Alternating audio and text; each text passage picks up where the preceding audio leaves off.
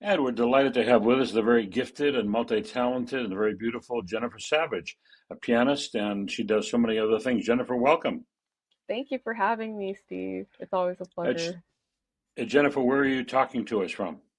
I am talking to you from Michigan, actually, a lake house. So, yeah, I'm kind of a ways out. Are you A living bit in different.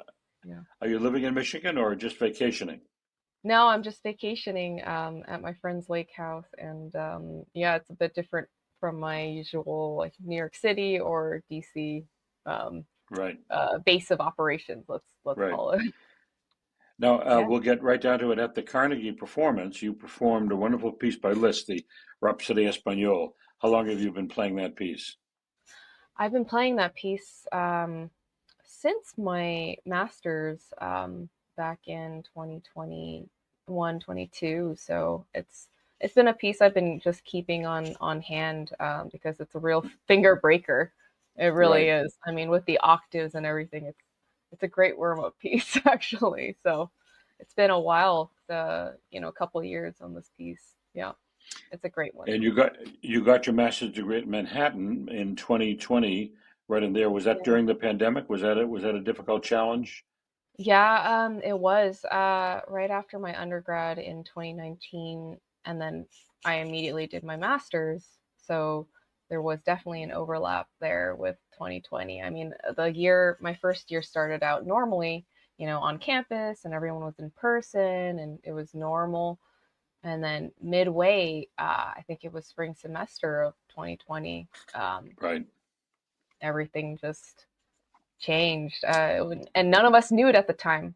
You know, No, Everyone went to no. class like normal. I remember my performance class was just completely normal with the harpsichordist, a wonderful person, Kenneth Cooper, who sadly Oh, yeah. passed, I think, during the pandemic. He was a great teacher of Bach, but yeah, everyone went to class normally, and then we came back. We were sent off, and then we came back, and it was we were like, nope, we can't come back anymore. We have to. Everyone's transitioning to Zoom, so yeah, it was a definite uh hiccup, Well, unexpected well, hiccup for everybody. Yeah, but you got through it and you got your master's degree, so congratulations on I that. did. Now, Yeah. now, now you've also performed at quite a few competitions around the world. I see you've played in Mexico, you played at the embassy in Italy, you've been all Yeah. around. And Yeah. yeah, tell us about performing in Italy. Italy was magical. I went there and performed Rachmaninoff Piano Concerto Number Two, first movement with the Virtuosi Brunensis Orchestra, and we were in this beautiful historic town, a little town called Perugia, and it's one of those very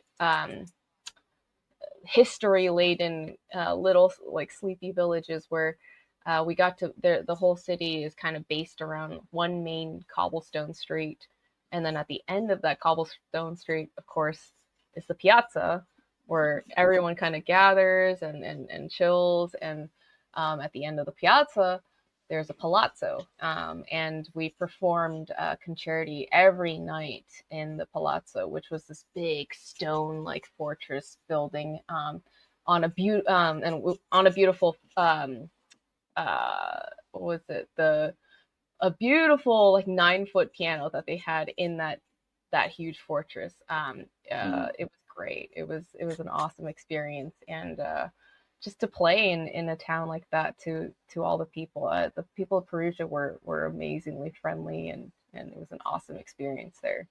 Yeah, great So food you, also. so you, Yeah. and you've also performed in Luxembourg and in Mexico, and Oh yeah, the was this, embassies. Yes. yeah. Now, Yeah. your performance at Carnegie, that wasn't your first appearance at Carnegie, was it? No, no. I regularly perform at Carnegie with doing collaborative piano and playing, wherever anyone needs me. I'm the Carnegie pianist here and there. So it's always a great time doing that. Yeah. Now, speaking of that, in addition to the Rhapsody Espagnole, you also accompanied people at this gala concert, didn't you? So Yes. you're a collaborative pianist, as they call it. Yes. Funny story about that. Go I ahead. Go ahead. I I accompanied people right before the list, the Spanish Rhapsody, and then also right after. And I was wearing a gigantic dress. It was like blue and white, and the biggest dress I've ever performed in. Honestly, like it was like ballroom gown status. But before that, I was in accompanying attire, like just this more simple, like easy dress. But my solo was in between all of these collaborative projects. So after I got off the list, Spanish Rhapsody, I immediately ran backstage, to whatever room that I could find to just change out of that stuff. And it's like it's a complicated ballroom gown. I was freaking out at some point.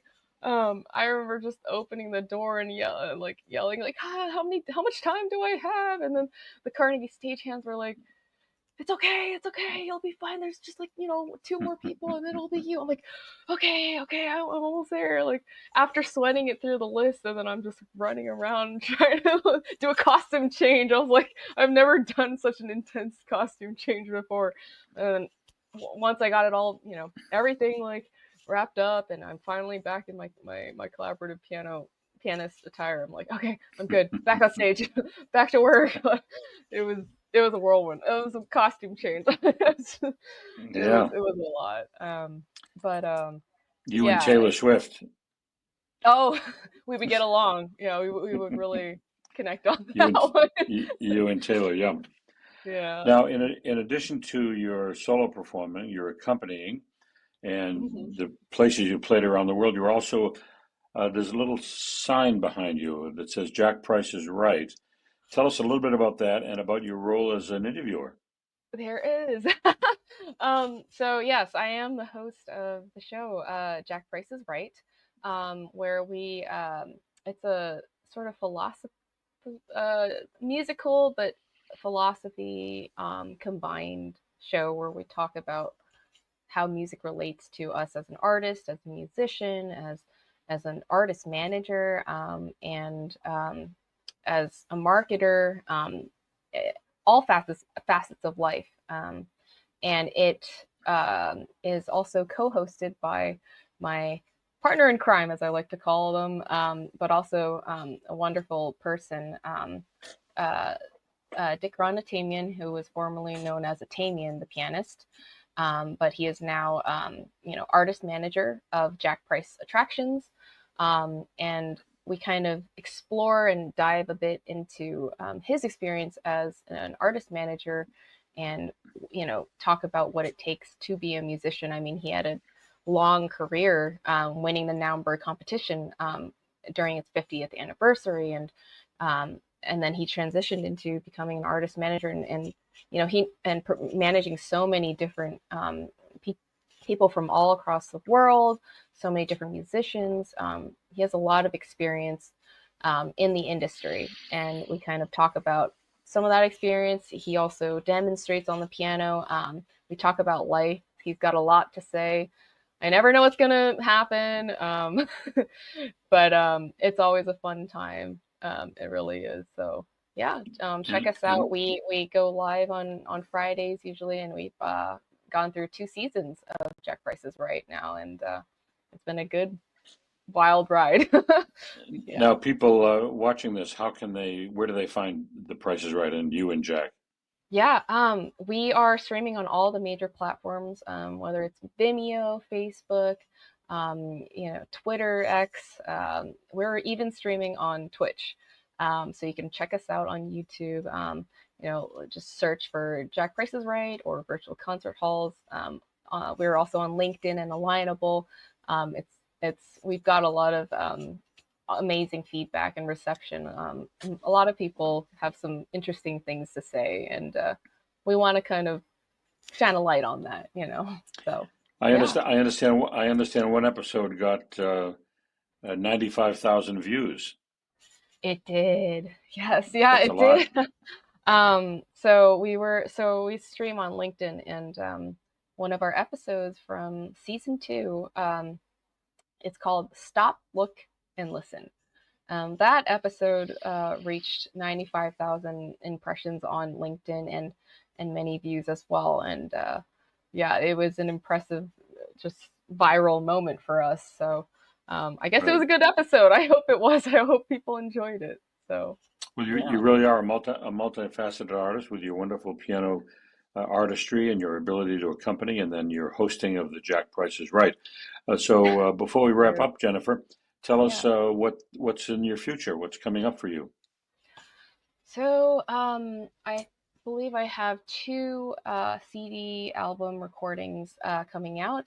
One will be Rachmaninoff Piano Concerto Number 2, First Movement, with the Czech Bohuslav Martinu Philharmonic, and that is recorded on the Road to Zlin, which has come out. And then also I have another recording coming out in the pipeline, where I performed in Lviv, Ukraine, with the Lviv National Philharmonic Orchestra of Ukraine, playing Gershwin's Concerto in F.